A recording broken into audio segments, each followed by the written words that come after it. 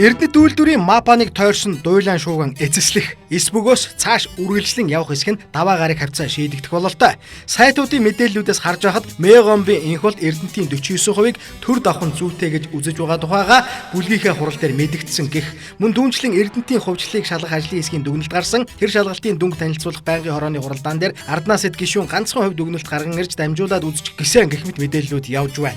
Ер нь бол энэ асуудал нэг тийш эцэслэх нь ойлгомжтой боллоо. Гарсан мэдээнүүдийн агуулгаас харахад ард түмний мэд эрх шинжтэй байна. Хэрвээ Мегомбын инхуултын хэлсэн үг үнэн гэж үзвэл ирээдүйн ерөнхийлөгчийн сонгуульд маш том хөзөр шидэж байна гэсэн үг. Хэрвээ Эрдэнэтийн 49%-ийг аваад үлдэж чадвал ерөнхийлөгчөө хийгэлтэй хамаагүй.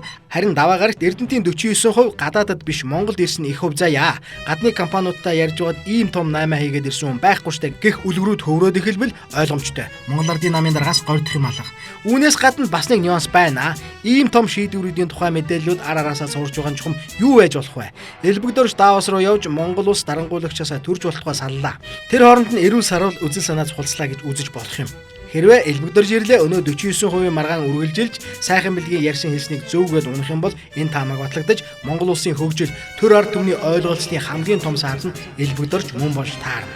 Явж явж элбэгдөрж бол Монгол улс аль хэдийнэ хөгжих байсан гэдг нь харин үнэн байх шүү.